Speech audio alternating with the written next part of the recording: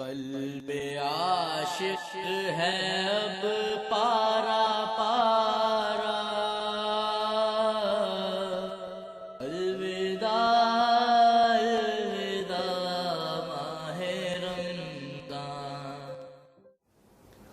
اعوذ باللہ من الشیطان الرجیم، بسم اللہ الرحمن الرحیم، الحمد للہ رب العالمین، والصلاة والسلام علی سیدنا و مولانا ابی القاسم محمد وآلہ الطیبین الطاہرین المعصومین المظلومین المنتجبین الاخیار، ولعنۃ اللہ علی اعدائہم الاشرار۔ اما بعد، فقال اللہ تبارک و تعالی فی کتابہ المبین، بسم اللہ الرحمن الرحیم، یا ایہا الذین آمنوا کتب علیکم الصیام کما کتب علی الذین من قبلکم لعلکم تتقون۔ ناظرین محترم، ماہ رمضان کے وداع کا مرحلہ جو ہے وہ قریب آ گیا ہے۔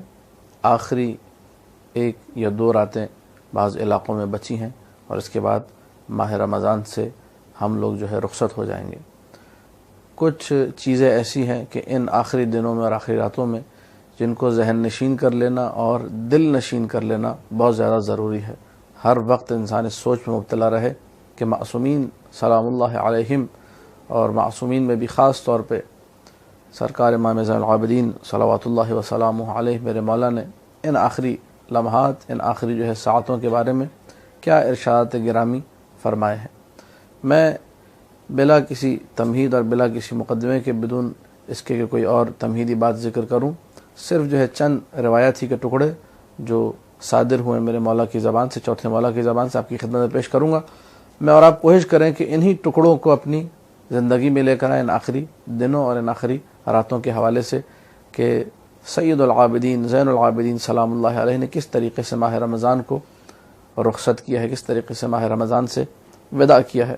جملے یہ ہیں، کتاب اقبال الاعمال میں سید ابن طاووس نے ان جملوں کو نقل کیا ہے کہ چوتھے مولا یہ فرمایا کرتے تھے، اور لمبی چوڑی جو ہے ایک وداعی گفتگو ہے، دعائی جملے ہیں۔ میں ان میں سے کچھ اقتباسات آپ کے سامنے پیش کرنے لگا ہوں، چیدہ ٹکڑے۔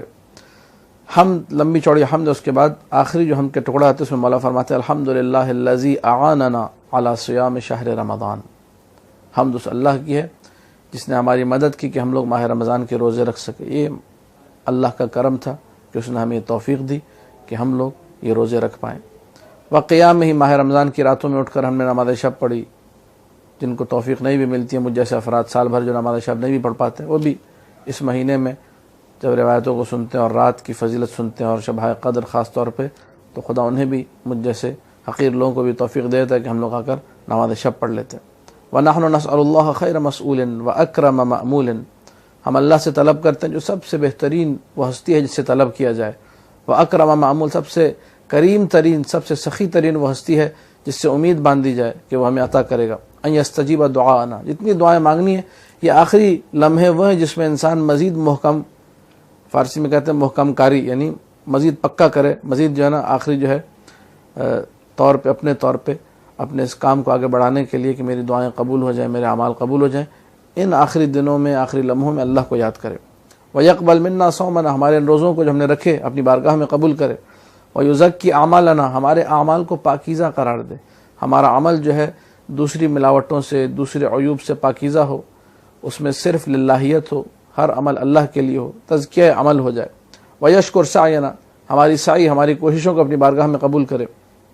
وَلَا يَرُدَّنَا خَائِبِينَ، ایسا نہ ہو کہ ہم ناکام اور نامراد واپس لوٹ جائیں۔ پروردگار کریم ہے، وہ ہمیں ناکام اور نامراد واپس نہیں لوٹائے گا، اس کی ذات سے انسان پوری امید رکھے اور اسی امید کے صدقے میں خدا اس کو قبول بھی کرے گا۔ کہیں ایسا نہ ہو کہ ہم لوگ ان افراد میں جنہوں نے روزہ رکھا لیکن بھوک اور پیاس کے سوا کچھ نہ ملے، جیسا میرے مولا امیر علیہ السلام نے فرمایا۔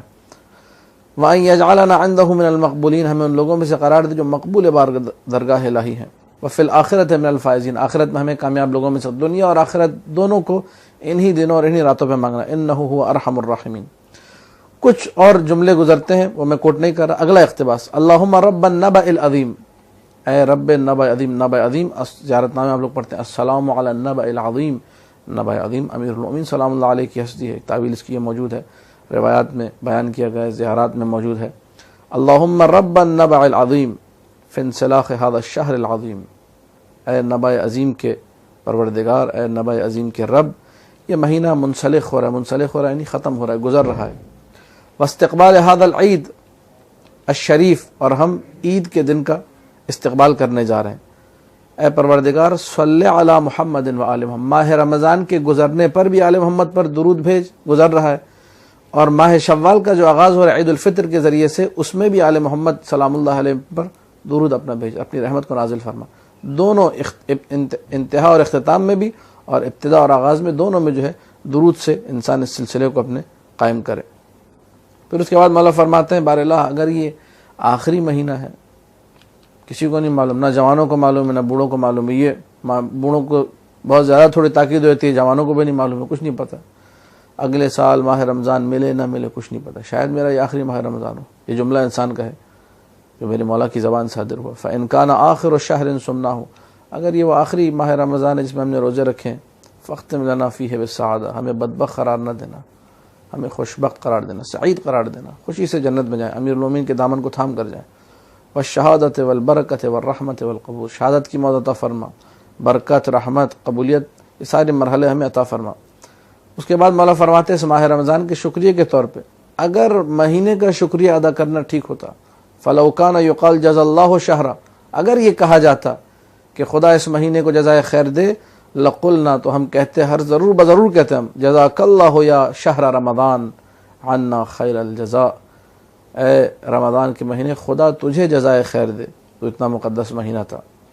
یہ ایک مطلب ہے۔ دوسرا ہے کہ انسان ماہ رمضان کو الوداع کیسے کرے، جو معصومین سلام اللہ علیہم نے بتایا۔ وداع کے پھر مرحلے ہیں، جس نے جتنا اچھا ماہ رمضان گزارا اس کا وداع بھی پھر ویسا ہی ہوگا۔